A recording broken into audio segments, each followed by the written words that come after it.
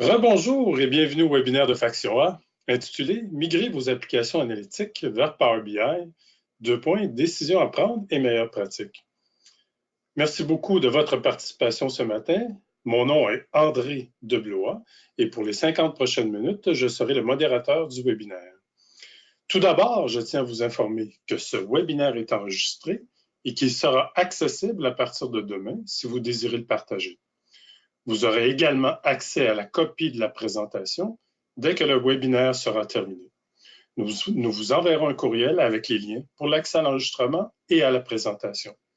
J'aimerais vous rappeler que ce webinaire se veut interactif et qu'il est possible de poser des questions tout simplement par clavardage. Le sujet d'aujourd'hui est une thématique récurrente dans les organisations qui veulent innover, mieux exploiter leurs données et moderniser leur système vers de nouvelles architectures. Grâce à l'objectif d'aujourd'hui, vous apprendrez les enjeux face à la transition vers une solution analytique qui repose sur les technologies de Microsoft. Vous apprendrez les leçons apprises par l'expérience de terrain. Vous apprendrez les caractéristiques de Power BI qui viennent optimiser la migration et vous apprendrez les questions et les choix lors de la migration vers Azure. Regardons d'un peu plus près l'agenda proposé. Nous allons tout d'abord se présenter comme organisation. On poursuivra avec une synthèse des besoins analytiques avec des exemples concrets dans le domaine des assurances. On poursuivra par la suite avec les besoins, comment les besoins sont alignés avec Power BI et Azure, quelles sont les multiples décisions à prendre en rapport aux options et aux cas d'utilisation et à l'architecture. Et après la conclusion, on abordera la liste de nos prochains événements. On va tenir une période de questions et je vous rappelle que nous allons répondre aux questions reçues durant le webinaire. Et si jamais nous manquons de temps, nous répondrons aux questions individuellement à la suite du webinaire. N'hésitez pas à poser toutes les questions que vous jugez pertinentes au fur et à mesure que la présentation progresse. On terminera avec un court sondage express d'une seule question. Qui est Faction A? Faction A est une firme de services professionnels pouvant intervenir dans toutes les activités de mise en place de solutions analytiques, que ce soit de la planification à la construction de tableaux de bord, à l'architecture, en passant par l'intégration de données. Faction A est spécialisée sur la plateforme d'analytique et de décisionnel de Microsoft et est reconnue comme partenaire officiel Microsoft Gold Data Analytics. Faction A possède l'expertise et le savoir-faire et est reconnue pour avoir des modèles d'engagement flexibles. Si vous voulez en savoir plus, n'hésitez jamais à nous contacter. Le présentateur du webinaire d'aujourd'hui est nul autre que Philippe Thorez. Bonjour Philippe. Bonjour Philippe. Bonjour. Bonjour, vous m'entendez bien? Oui, on t'entend bien Philippe. Merci. Philippe est associé et cofondateur de Faction A. Philippe compte plus de 30 années d'expérience spécialisée dans les solutions analytiques. Philippe est bien connu dans le domaine. Il a collaboré à la définition et à l'exécution de plusieurs programmes de mise en place de solutions analytiques pour des clients autant canadiens qu'américains. Sur ce, je vais céder le plancher à Philippe afin qu'il nous éclaire et nous inspire sur les pratiques et leçons apprises lors de migration vers Power BI et aussi vers Azure. Donc, Philippe, à toi la parole. Bon, merci beaucoup André. Bonjour tout le monde, merci d'être là. André, juste m'assurer que vous voyez bien mon écran. Oui, on voit bien ton écran, on t'entend bien. Merci. Parfait, super. Bon, alors merci beaucoup pour l'introduction. Encore une fois, merci beaucoup d'être ici. Comme André le mentionnait, moi, je vais parcourir un peu, vous relater l'expérience qu'on a eue avec la plateforme Power BI, puis en fait, tout ce qui vient en dessous. Nous, on a en fait une solution d'analyse déployée auprès de petites et grandes compagnies d'assurance. Donc, c'est une solution analytique qui fonctionne complètement sur la pile de Microsoft. Donc, en partant par en haut, si on veut, le point de consommation, c'est Power BI, mais en descendant aussi dans toute l'info nuagique. Donc, c'est un peu de ça que je vais parler, un peu des expériences qu'on a eues, puis essayer de généraliser ça, évidemment, à d'autres industries, parce que cette application-là, particulièrement, elle est, pour l'assurance, elle est mise en marché sous une bannière qui s'appelle Lineage, une bannière qu'on a pour nos solutions d'assurance. Puis donc, on a pris la décision d'adopter la plateforme infonuagique Azure, celle de Microsoft. Le défi, effectivement, c'est bon, toute la sélection puis l'assemblage de tous ces composants-là, parce qu'il y en a beaucoup. Là. Il y a beaucoup de façons de faire. Puis je vais essayer d'un peu d'exposer, je dirais que ce serait comme on dit en anglais, le type du iceberg, là, en termes de composants possibles, des combinaisons possibles. Puis donc, une solution comme ça requiert une portée beaucoup plus large que Power BI uniquement. On a tendance souvent à avoir des projets qui commencent de façon individuelle avec Power BI, mais quand on veut déployer ça, ben il y a d'autres considérations, puis c'est de ça que je vais parler aujourd'hui. Donc, notre solution, rapidement, ce qu'elle fait, c'est qu'elle prend les données des systèmes d'émission des compagnies d'assurance. On transforme ces données-là pour faire des calculs qui sont pertinents à ce domaine-là. Et puis, on a toute une série de tableaux de bord, puis de rapports, en fait, qui sont utilisés dans plusieurs sphères de l'entreprise, incluant la gestion des sinistres, l'actuariat, la souscription, puis la gestion des produits. Donc, ça, c'est en gros, notre solution, elle ressemble à ça, mais tout ça, c'est implanté, comme je vous disais, sur le stack Microsoft. Donc, on a des questions qu'on se pose en tant que gestionnaire de produits. En fait, pas seulement les gestionnaires de produits externes, mais aussi quand on est gestionnaire d'une solution qu'on doit déployer à l'interne. Donc, c'est des questions qui sont essentielles, fondamentales, qu'on connaît probablement tous et toutes. C'est qui mes clients?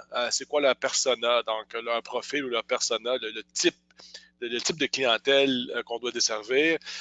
Puis ça inclut des choses comme la consommation d'informations, la présentation d'informations. Donc, est-ce qu'il y a seulement un outil qui va leur permettre d'atteindre les objectifs qu'ils ont en termes de consommation d'informations?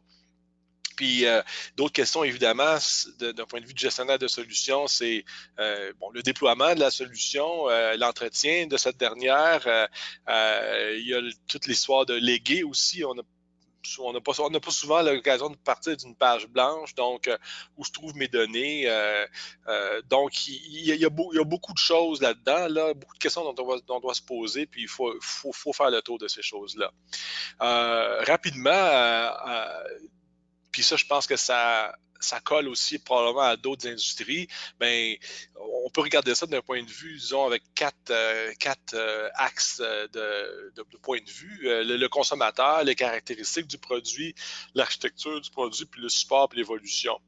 Donc, c'est qui mon consommateur? Je n'ai parlé. C'est quoi les paradigmes de consommation, l'expérience attendue, dans les caractéristiques du produit, comment est-ce que le produit peut est-ce qu'il y a les caractéristiques nécessaires pour pouvoir bien vraiment supporter les besoins de ce client-là? Puis l'architecture, est-ce qu'elle se prête à être capable de faire un déploiement rapide, est-ce qu'on est capable de faire un déploiement qui est intégré avec le reste des éléments de notre entreprise, c'est quoi les composants qu'il y a là-dedans, puis surtout quand on parle d'info nuagique, c'est assez différent. Puis finalement, le support, l'évolutivité de ça, souvent dans les environnements de BI, on a des problèmes d'évolutivité, d'échelonnabilité. Donc, est-ce que la solution peut être échelonnable à partir pour des petites étendues jusqu'à des grandes étendues, et incluant beaucoup d'usagers et ou incluant beaucoup de données? On doit se poser cette question-là. Les consommateurs utilisateurs, ben, vous allez les reconnaître. C'est pas seulement propre à l'industrie des assurances, mais évidemment, on a les gens dans le cercle exécutif. Bon, ces gens-là, en assurance, les gens de ciné, souscription, etc. Ces gens-là ont besoin de beaucoup d'utilisation, d'indicateurs clés. Donc, on veut créer ce qu'on appelle des tableaux de bord. En fait, qu'ils ont des indicateurs clés, des indicateurs jaune, rouge, vert. Puis si ça va pas bien, ben on veut descendre, ou ça va moins bien, ou même quand ça va bien, on veut pouvoir descendre dans les données un peu plus détaillées, mais sans aller forer jusqu'au plus bas des transactions qui peuvent exister dans les données. On veut aussi essayer de se débarrasser de rapports papier. C'est drôle à dire, mais dans cette industrie-là, il y a encore beaucoup de. Quand je dis rapports papier, je veux dire des grands rapports, des grands stacks de PDF, là, des choses qui sont difficilement. On peut difficilement obtenir des insights avec des rapports papier. Puis il y a même encore, c'est surprenamment, certaines compagnies qui utilisent encore des rapports en papier. Là. Mais bon, on veut aussi voir la consolidation entre les différentes entités opérationnelles. Souvent, on a des différentes bannières, puis on veut récupérer des données décisionnelles, où on va avoir des insights par rapport à la bannière complète. Par exemple, les primes souscrites brutes, les expositions, etc. Je parlais tantôt des rapports détaillés, mais à seulement un niveau. Ces gens-là n'ont pas tendance à utiliser les mobiles. Je pense que c'est une question générationnelle aussi, ça change, là. Mais l'information de plus en plus est disponible sur les mobiles là, ou les portables. On va voir comment ça se fait.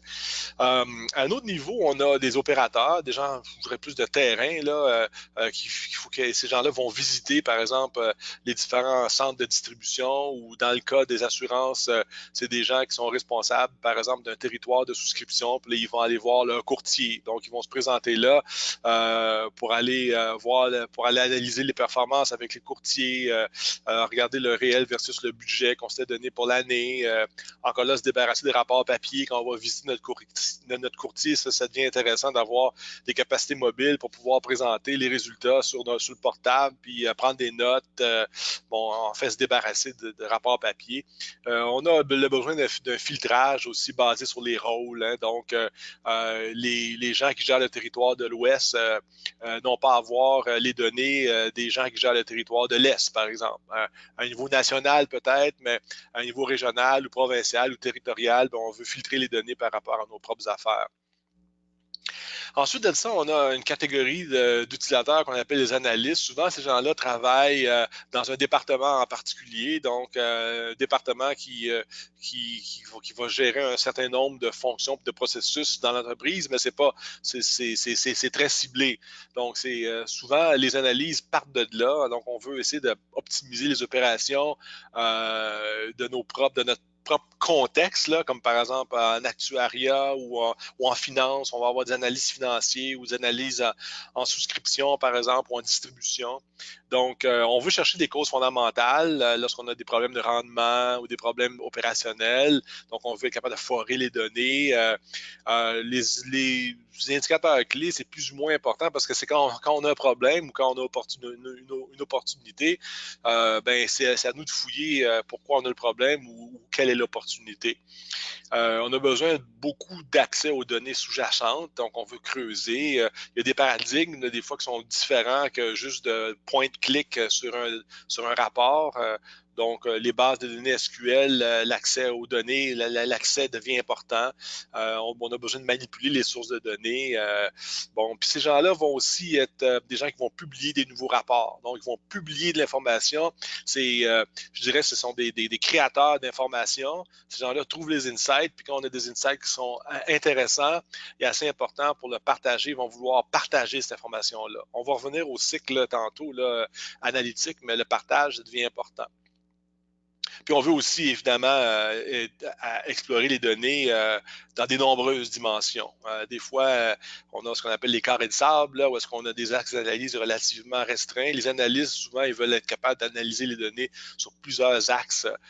Puis c'est là, quand on combine les données, puis qu'on les regarde de façon multidimensionnelle, qu'on a des insights intéressants.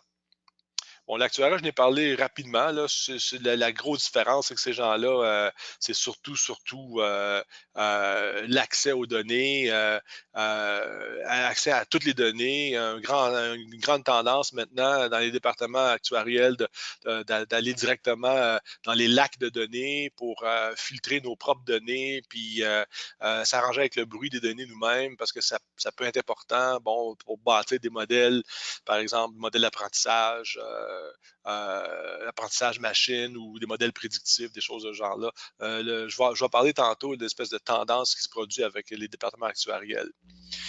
Donc, quand je résume, si on veut, les besoins d'un utilisateur final, ben, quand on fait de l'analytique, puis c'est pas différent dans le domaine des assurances, là, on veut d'abord accéder aux données.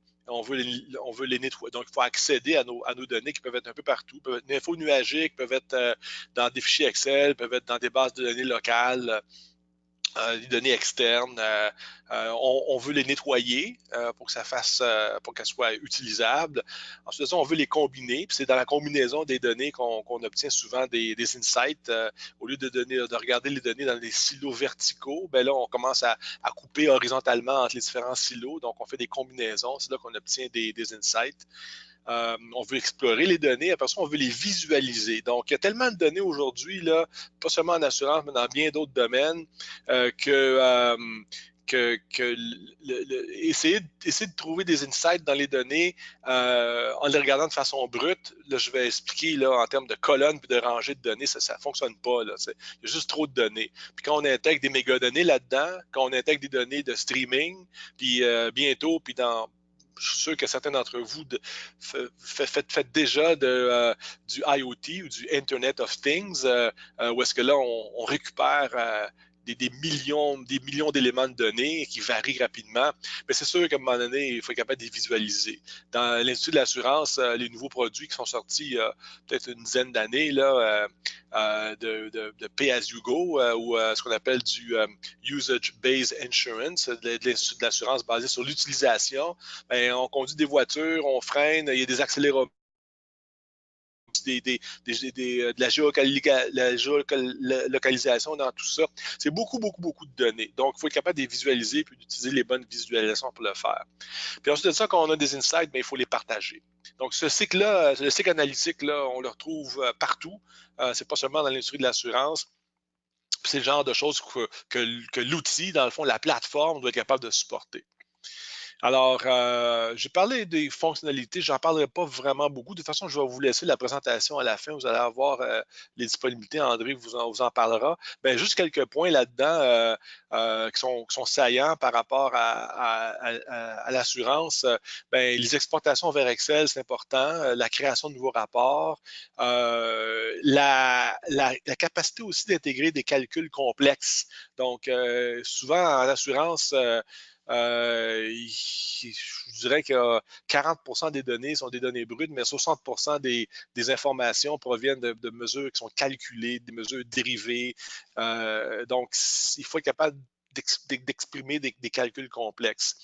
L'intégration aussi devient de plus en plus personnel, c'est-à-dire que on a la capacité maintenant, les usagers ont la capacité d'intégrer leurs propres données, donc ils doivent être capables d'exprimer des règles d'intégration parce que sans nécessairement entendre que ce soit fait par l'équipe d'informatique ou l'équipe de BI directement à partir du lac de données ou de l'entrepôt ou quoi que ce soit. Donc, des choses qui demeurent importantes dans l'industrie de l'assurance pour certains usagers.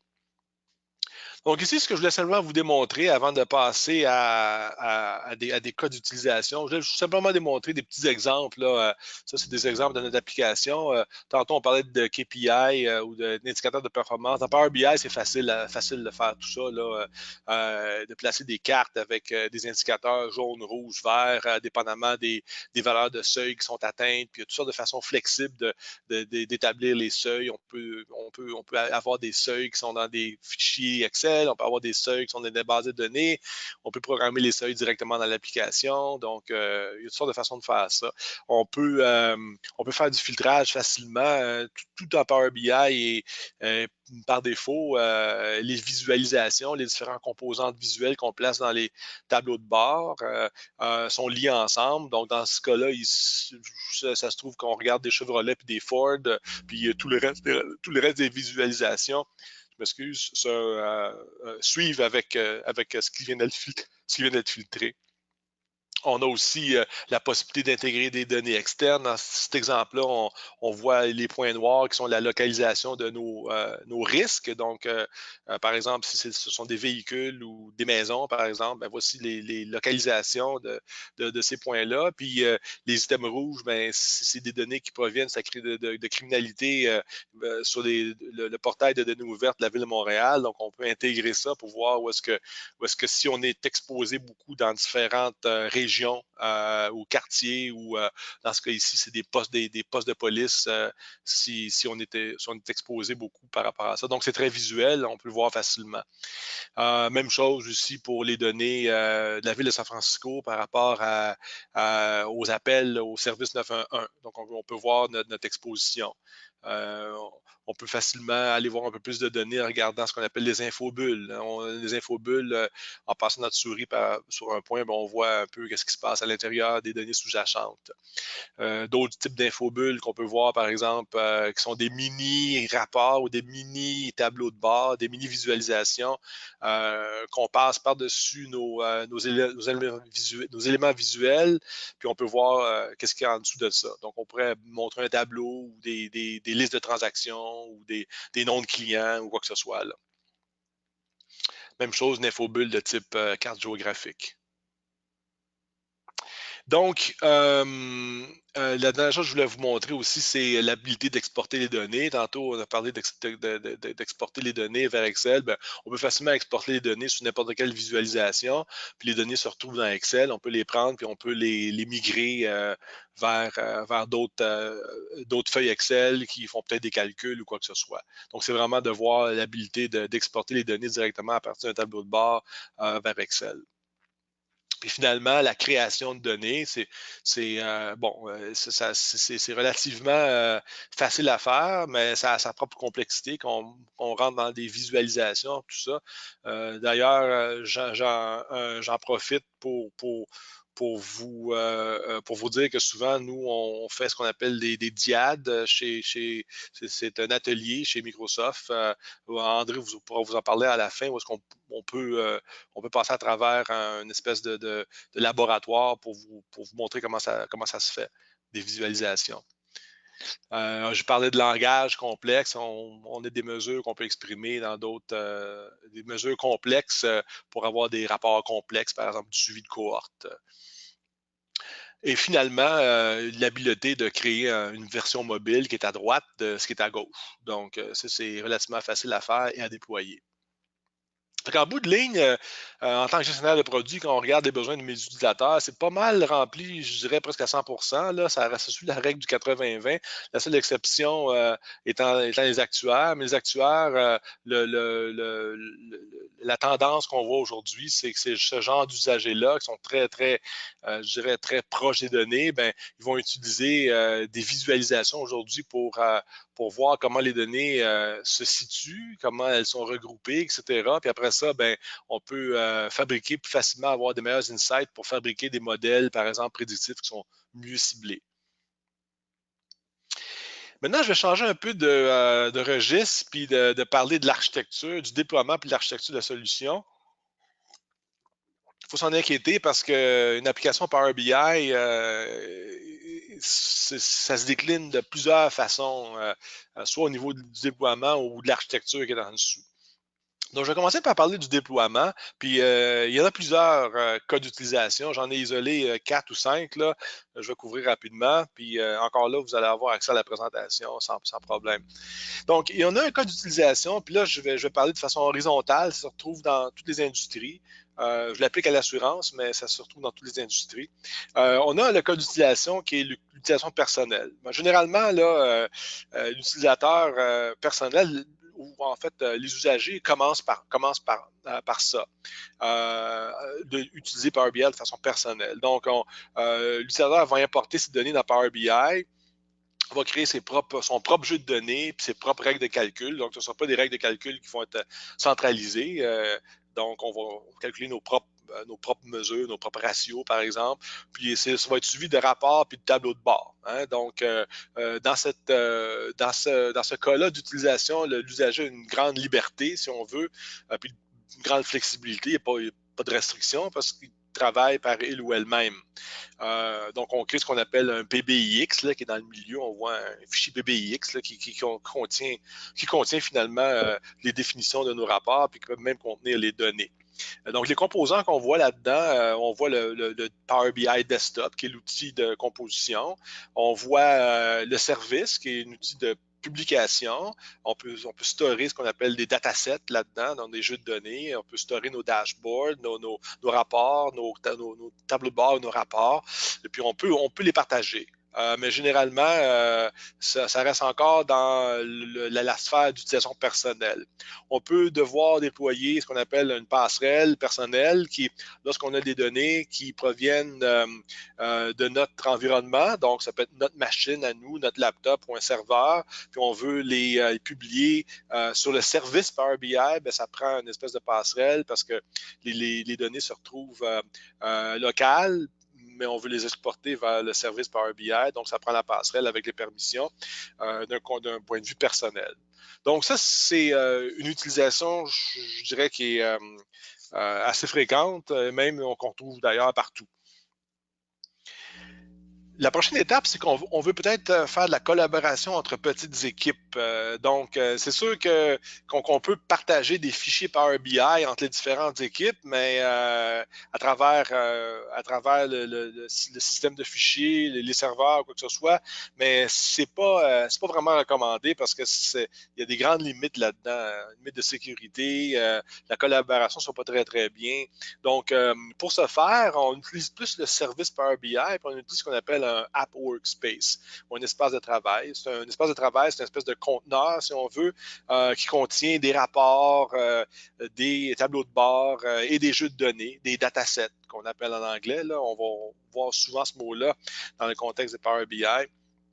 Donc, ça permet évidemment de partager, mais de faire aussi de la création, de la collaboration, puis la distribution de rapports. Puis on peut faire une distribution aussi, on peut configurer la distribution pour qu'elle soit en lecture seulement. Donc, on peut avoir des gens qui vont seulement regarder les données, et puis, ils n'auront pas la capacité de changer les données. Donc, on a le modélisateur, puis le designer des rapports, on a des gens qui collaborent, puis on a des gens qui consomment seulement.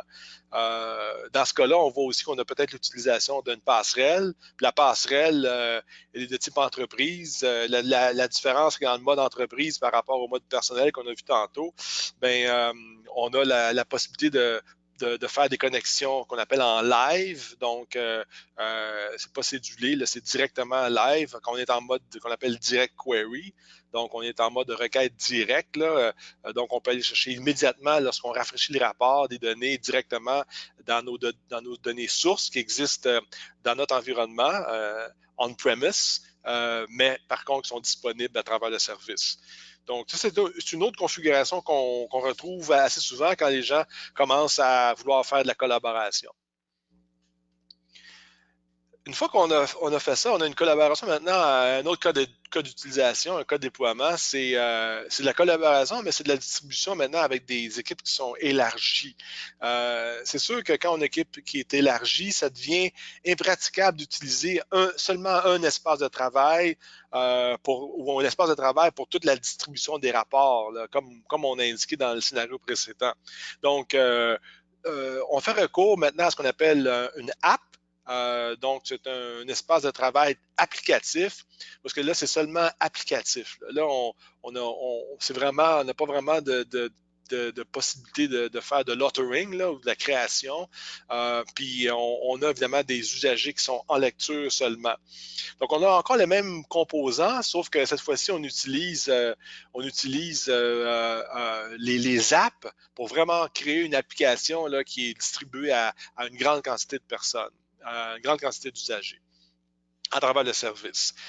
Donc, dans ce cas-là, l'espace de travail, le App Workspace, et non l'app, mais le App Workspace, devient l'environnement de développement, de collaboration, tandis que le app elle-même, ou l'espace app, elle est responsable pour la livraison de contenu aux usagers. On peut aussi limiter l'accès du App Workspace à seulement aux gens qui vont développer puis qui vont continuer à supporter puis assurer l'assurance qualité, de faire l'assurance qualité sur les rapports. Donc ça, c'est vraiment une configuration, un déploiement où est-ce que les usagers sont diversifiés. Il y a beaucoup d'usagers divers, puis qu'on veut vraiment contrôler explicitement le contenu ou quel contenu qui est distribué aux usagers. Puis on fait ça en mettant à jour l'app en question, puis on peut avoir plusieurs apps, évidemment, à l'intérieur d'un App Workspace.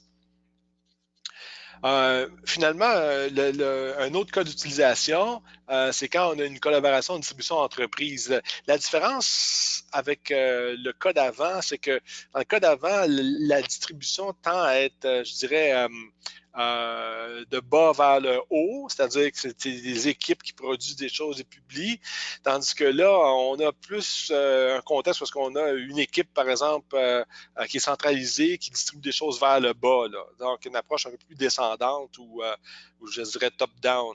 Donc le contenu Power BI est géré en grande partie par soit le service informatique et ou une équipe BI centralisée.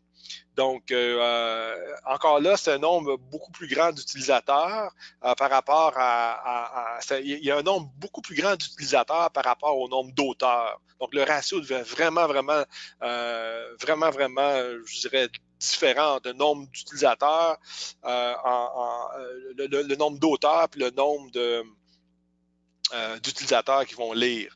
Donc, dans ce cas-là, on peut peut-être faire appel à une option de Power BI service qui s'appelle Premium. Donc, Power BI Premium, c'est pour vraiment des grandes implantations, parce qu'on a un grand nombre, des centaines d'usagers, voire des milliers qui vont être en lecture seulement pour consommer les rapports et les tableaux de bord.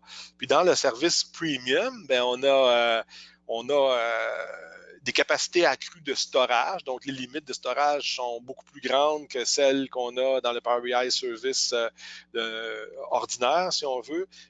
Les datasets, les fameux datasets, les jeux de données vont être de plus en plus grands. Les fréquences de rafraîchissement permises sont aussi plus grandes. Puis, on peut faire aussi des rafraîchissements incrémentiels, ce qu'on ne peut pas vraiment faire dans nos types de services. On voit aussi d'autres composants qu'on a intégrés dans ce cas d'utilisation-là, parce qu'on utilise maintenant le Active Azure Directory B2B, Business to Business. Puis ça, ce qu'elle permet de faire, dans le fond, c'est de partager les données à des gens qui sont externes de notre Active Directory.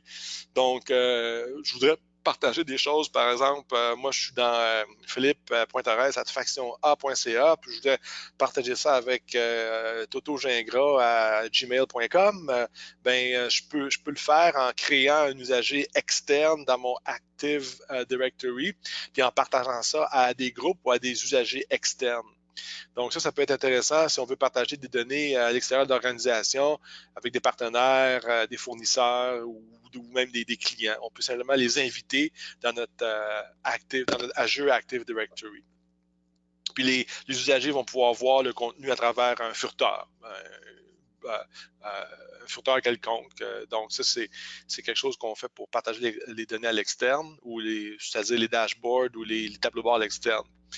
Le dernier cas d'utilisation, puis je l'ai mis là parce qu'on le voit de plus en plus souvent, c'est un cas d'utilisation où est-ce qu'on veut déployer des analytiques embarquées à l'intérieur de nos applications ou à l'intérieur d'applications externes. Donc, si par exemple j'ai une application, moi, qui est personnalisée, je ne sais pas moi, pour la gestion des stocks, puis je veux intégrer des analytiques à l'intérieur de l'application, on a des API qui sont disponibles à l'intérieur du service Premium, parce que ces API-là et sont gérés par le App Workspace qui lui-même va être capable de faire le rendu des composants, des visualisations qu'on trouve, par exemple, dans nos rapports. Donc, si on a un rapport avec 5 visualisations, le App Workspace est capable de faire le rendering à travers l'API, l'API, dans une application custom. On peut faire ça comme ça, où il y a même des intégrations avec des applications, je dirais, SaaS, comme par exemple Salesforce. C'est un bon exemple parce qu'on peut faire une intégration entre Salesforce et puis des, euh, des dashboards ou des rapports ou des tableaux de bord Power BI à travers ces API-là. Donc, ça, c'est un autre cas d'utilisation qu'on voit de plus en plus parce que les gens veulent intégrer des analytiques à l'intérieur des applications et non pas nécessairement avoir des analytiques comme étant un bout à côté. Donc, c'est vraiment là, quand on rentre dans le mode analytique opérationnel, que ça devient bien intéressant, ça. Puis on peut intégrer nos applications où est-ce qu'on même des interactions entre l'application puis la visualisation, c'est des scénarios intéressants. Donc, je vous ai aussi mis dans la présentation une liste de différents types de licences Power BI. Ça, vous pouvez regarder ça. Puis sur le site de Microsoft, il y a toutes sortes d'informations là-dessus. Mais c'est les quatre choses qu'on a vues. On a vu la version gratuite de Power BI, Power BI Pro, le Premium, on en a parlé, puis la version embarquée, on vient juste de parler de ça. Alors, pour la dernière partie de la présentation, je vais changer de registre encore une fois. Cette fois-ci, je vais parler d'architecture. Alors, juste pour une récapitulation, on a parlé des besoins des assureurs, on a regardé qu'est-ce qu'il y avait dans Power BI. Là, on est descendu dans les déploiements possibles dans la compagnie d'assurance ou en fait dans n'importe quelle industrie. Et puis maintenant, on parle un peu d'architecture. C'est sûr que ce sujet-là en lui-même, ça prendrait un autre webinaire ou deux, là. Donc on n'a pas le temps de voir ça en détail, mais au moins, il faut avoir un survol des différentes choses qui existent. Là, je pense que ça va être utile. Donc, en partant d'emblée, l'architecture de Microsoft et les services qui sont offerts dans Azure, ils sont complets. C'est-à-dire que ça remplit pas mal tous les besoins qu'on a, soit pour traiter des données traditionnelles, que j'appellerais traditionnelles, donc des bases de données relationnelles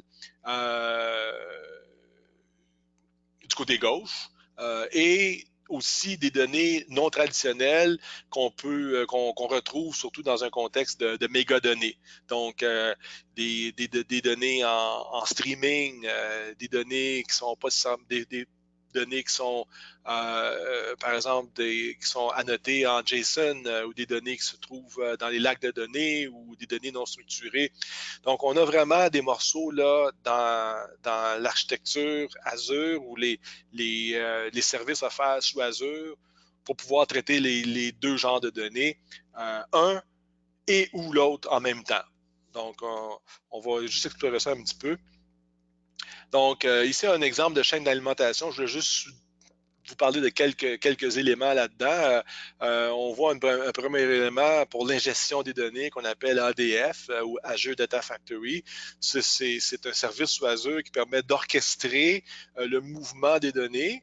Donc, il y a une certaine orchestration par événement ou par cédule. Et puis, on va aller à travers Azure Data Factory vraiment orchestrer le fait que, bon, on prend la donnée dans une base relationnelle, après ça, on passe ça dans un blob dans lequel on a mis des fichiers Excel. Après ça, on combine ça avec une source de données dans laquelle on va faire un peu de ETL ou de Extract Transform Load. On va faire des transformations.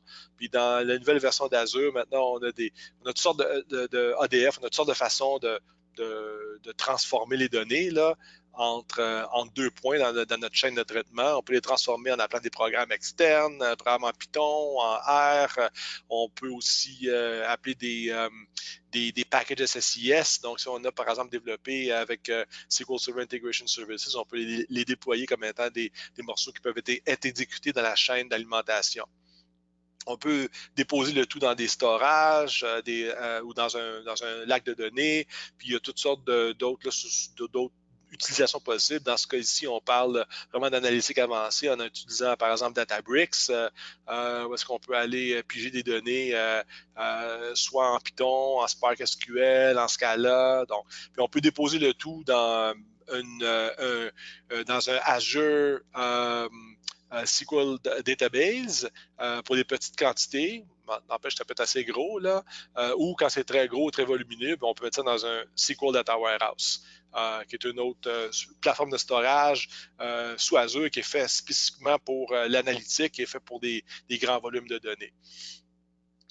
On peut aussi utiliser le Azure Analysis Services, qui est essentiellement SSAS, si vous êtes familier avec ça, le SQL Server Analytics Services, qui est essentiellement une couche sémantique dans laquelle on peut créer des mesures, on peut créer des définitions, des hiérarchies, des groupes d'usagers. C'est vraiment notre couche sémantique qu'on peut aussi déployer sous Azure. Puis le tout, évidemment, peut être consommé à travers Power BI. Une autre représentation des composants d'architecture, la ligne du haut, elle montre vraiment une espèce de plateforme complète pour ce qu'on appelle des DSP ou des Data Science Platforms ou des plateformes de sciences des données, où est-ce qu'on a tous les composants pour faire de l'apprentissage machine, pour créer des nouvelles hypothèses, créer des modèles prédictifs, les analyser, les déployer. Tout ça, c'est des composants qui existent sous Azure. En termes de storage, on a parlé tantôt, là, les data lakes, le lac de données. On a du Azure Storage, qui est en fait le blob, les binary large objects, dans lesquels on store toutes sortes de données de toutes sortes de formats. Puis on a aussi des bases de données SQL. On a des outils d'analytique. On a parlé de Databricks. On a parlé il y a aussi la version de Hadoop qui s'appelle HD Insight, qui tourne aussi dans les services de Azure. On a parlé de l'orchestration avec le Data Factory, puis de la consommation avec Power BI. Donc, il y a toutes sortes d'options. Je vous en montre une autre là, maintenant, où est-ce que ici, c'est plus quelque chose applicable au streaming.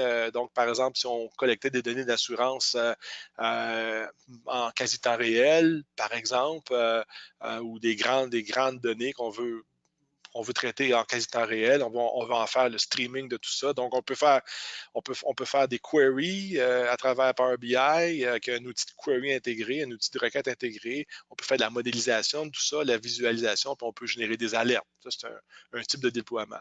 Un autre exemple, c'est par exemple en termes d'architecture embarquée. On a parlé tantôt, là, où est-ce qu'on peut embarquer Power BI directement dans nos solutions. Puis ça permet même, à travers nos solutions, maintenant d'aller chercher des données analytiques sous Azure, qui sont stockées peut-être dans un SQL Data Warehouse ou dans un Azure Analytics Service. Une fois que c'est embarqué dans l'application, c'est tout comme si on avait un Power BI Desktop, puis tout ce qui est disponible à Power BI Desktop devient maintenant disponible à l'application embarquée.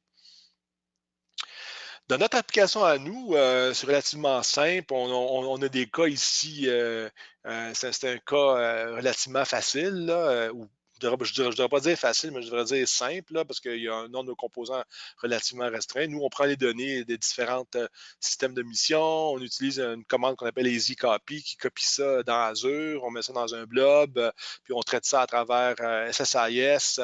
Dans les cas extrêmes, on met ça dans un SQL Data Warehouse quand c'est assez gros. Sinon les données, quand elles rentrent bien dans une instance qu'on appelle un Managed Instance sur Azure, c'est essentiellement une base de SQL qui est managée comme un Platform as a Service. Puis on utilise SSAS qu'on déploie dans Analysis Services pour éventuellement alimenter soit des Excel ou des fichiers, des tableaux de bord Power BI, soit en mode local ou en mode sur le service. Donc, dans les leçons apprises, il me reste juste une minute. Moi, en tant que gestionnaire de produits, là, quand je mets mon chapeau de gestionnaire de produits, je pense que Power BI, en tant que plateforme de reporting, tableau de bord, pour la visualisation, la publication, en fait, le cycle analytique dont on a parlé tantôt, ça prend en charge la grande majorité des besoins dans l'industrie de l'assurance. L'actuariat, c'est un peu l'exception parce qu'ils sont habitués de travailler avec d'autres genres d'outils, mais de plus en plus, on voit cette tendance-là d'utiliser Power BI pour visualiser. Puis après ça, on modélise les données dans d'autres outils appropriés, soit en SAS ou on utilise R, Python, des choses comme ça.